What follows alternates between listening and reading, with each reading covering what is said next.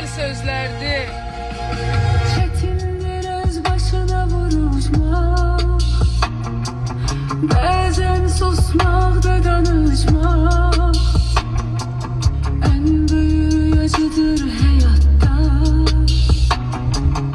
öz acizliğinle barışmak. Çetindir öz başına vuruşmak,